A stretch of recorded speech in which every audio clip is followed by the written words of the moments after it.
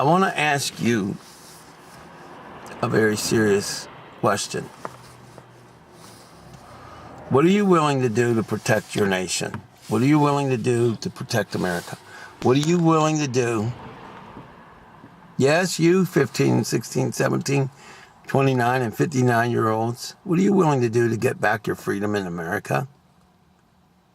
In case you haven't gotten the memo, we don't have freedom anymore. We sing these patriotic songs, and at games we sing, God Bless America and all that. And the national anthem. But those words are meaningless now. And this is not to offend anybody. This is to get your ire up. You should be offended, but not by what I say, by what is going on. We have men and women around the globe protecting America, fighting in places like Afghanistan still, to some degree, and in danger in Iraq and other places, even in South Korea or the DMZ zone. But what are they fighting for? You see, we don't live in America anymore. We don't live in a free nation. All those words mean nothing. I love them. They mean a lot to me. But the problem is, we don't have any freedom. There's not a place you can go in the United States that you're not being tracked by either a government, your own technology, or a corporation. Your medical records, your financial records, your most personal moments with your wife and your husband, your boyfriend, girlfriend, they can be tracked, and they can even be seen. Now, I know a lot of it sounds like I'm full of it. But there's a thing called a search engine. There's Bing, there's MSN, there's Google, there's Yahoo, there's Lycos, there's possibly Webcrawler. You can go to any search engine, including YouTube, and you can check these things, and you'll find out that I'm absolutely right. There are law enforcement agencies throughout the United States that have infrared, and I think it's called heat-seeking cameras. They can actually see through buildings a lot of times. So if they really wanted to find out if people were making love, they could see it. When a criminal runs away, they can see it. And your own phone is tracking everything you do. If you don't believe me, I'll tell you what, go to the iPhone store or the Google Play Store. Attempt to download an app. A lot of them are going to ask for permissions. Read every permission.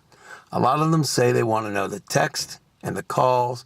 And if you go and you allow certain apps to access Facebook, it says it wants to post for you. It says it wants to know when you're posting. All of this data collection. You have to ask yourself, why are they spying on everybody? Well, we know, at least in theory, why Facebook and all these other apps and corporations are doing it, so they can sell to you and sell to other people.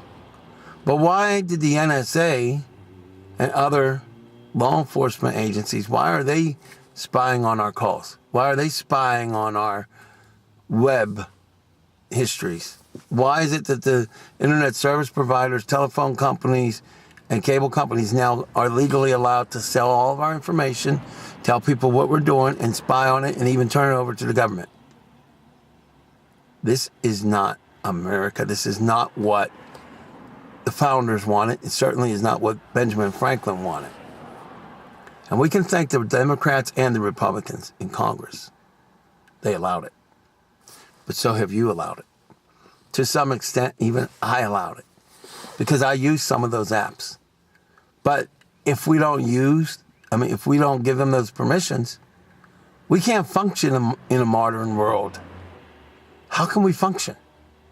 Even our vehicles have tracking devices now. What do you think OnStar can do? You can shut off your own vehicle. A lot of these things can. And it may sound good. It may sound really great. Wonderful spin. Track your car if it's stolen. Yeah. But if you're an innocent woman or you're an innocent man accused of a crime unjustly by the United States government, by any government, or by your local city and state, you're not going to be able to get away, pretty much. They can track you. You may think you're getting away. You may physically get away temporarily, but they'll find you. Your phone will help them. Your former habits. That's not what our men and women fight for. That's not what we fought World War II. That's not why we had a Cold War for 40 some years. It's certainly not something Ronald Reagan would want. It's not something John F. Kennedy would want. It's not something George Washington or Benjamin Franklin or any of these men would want. So why are we allowing it, America? Why?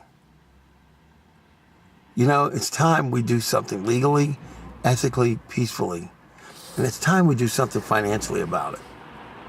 I'll tell you what I'm going to do. I'm going to make another video about the battle plan. And I'm going to work on keeping it under 2 minutes. This battle plan can get us back our nation. Yeah, it won't be easy, but it can work. And it's legal, it's peaceful, it's ethical, and it is financial.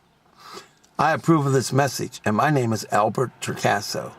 I approve of it because I think our heroes that have served us through the last 240 years and are living and active duty veterans and living active duty military men and women, I think we owe them respect.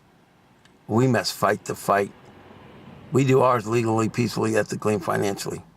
But if they can fight to protect us, we must fight as well.